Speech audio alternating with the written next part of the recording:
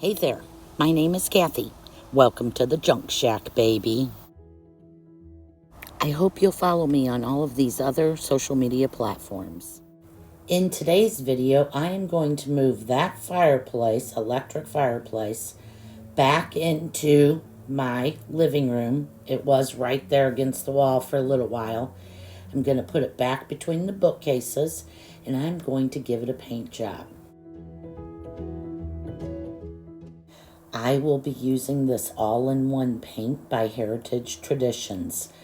This is the color Iron Gate. Now, I bought this little box set at my local lumber store. They had marked a whole bunch of it down, and I snapped this up.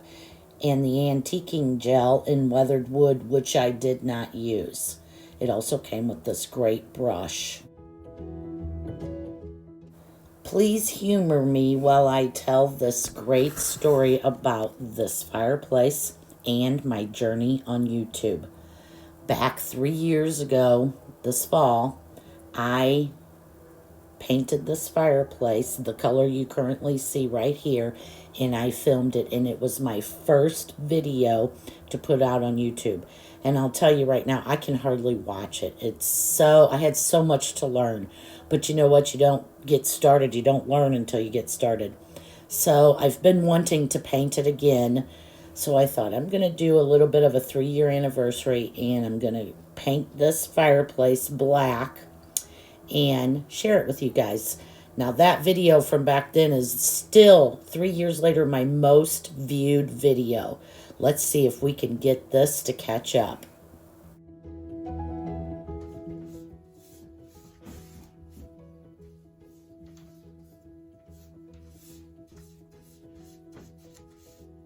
I have used Heirloom Traditions paint a few other times, and if I remember, I will put the links to those videos down below.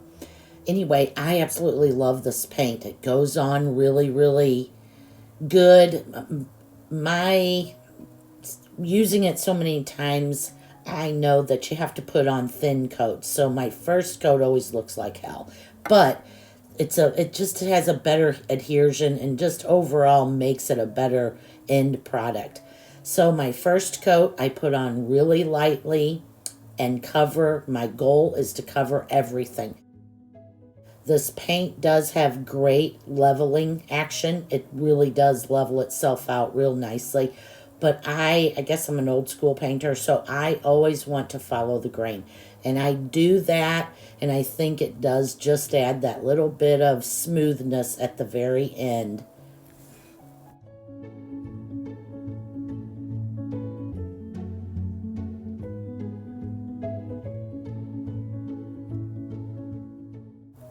Today's project is my favorite kind of project. This is an item that's always in my living room. We see it. It's kind of a focal point in here. And I just like to do it. It's little enough. It's something you can get done in a weekend. And it makes such a huge impact. And you will see that I end up painting the backs of the bookcases. So make sure you're sticking around to see that part.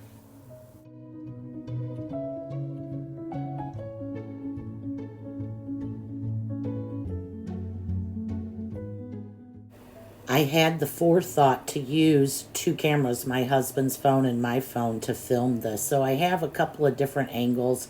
I was trying to kind of sneak that in and see if anyone noticed or, just kind of trying to make it interesting for you guys. What do you think?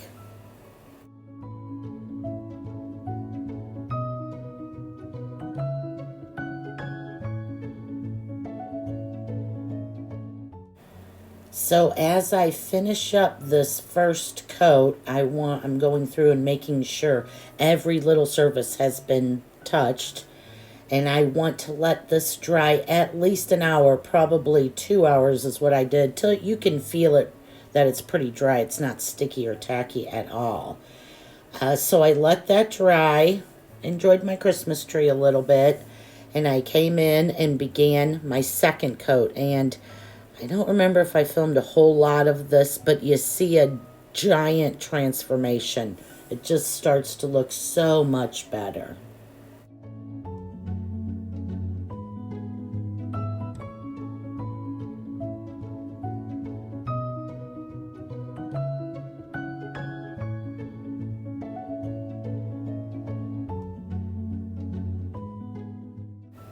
I ended up coating this thing fully 2 times. My third coat, I probably didn't even have to cover 50%, maybe. I kind of touched up.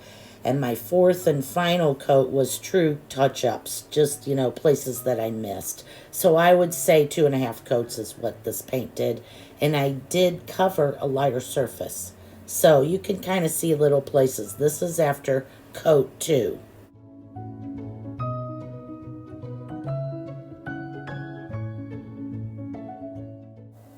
It is already starting to feel just a little bit more cleaner, a little bit more modern. I don't know, I think I've just been ready for a big change in here, and this really was it. It's almost drastic yet understated. I love this so much. From afar, it looks just fine, but it's not. It still needs more touch-ups.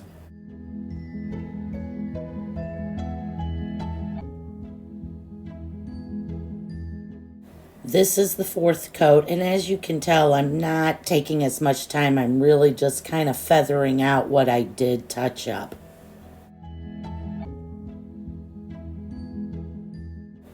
By now, it was late in the evening, and it really looks so nice from far away. But then I turned the light on, and up close you can see just little tiny places where it needed more touch-up. But I was very happy at the end of the day, after 3 coats, 2.5 coats, and then little bits afterwards. I was very happy with it.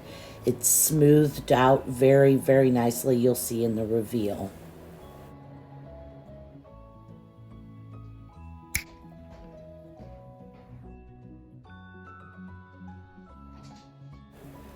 Next step was to paint the backs of these bookshelves.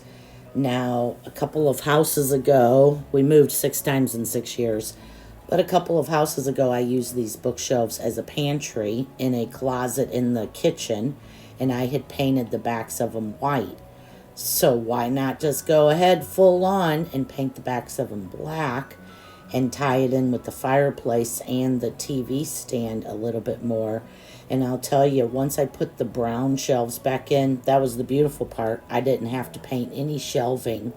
Once I put those shelves back in, it is so gorgeous. The black really just highlights the wood so nicely. I can't believe I didn't do this before. Look at that. I do have the bookshelves pulled out a little bit just to allow the paint a couple of more days to cure. There's still plenty of room back there. But I am absolutely, totally, and completely in love with this DIY project. Well, 2 projects. Tell me in the comments below, what do you think? Would you paint the backs of your bookshelves black or your fireplace black? After seeing this video, I certainly hope you'd give it a try.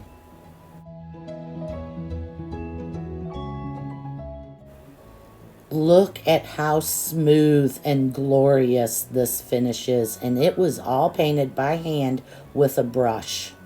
This has been hands down my best, most affordable, easy, done in a weekend DIY all year long. Next up, hauling out all of the Christmas stuff and decorating my new living room. Make sure you're subscribed so you don't miss another exciting project over here at the Junk Shack, baby. Thanks a bunch for watching. I hope you enjoyed this video. Until next time, Junk Shack, baby.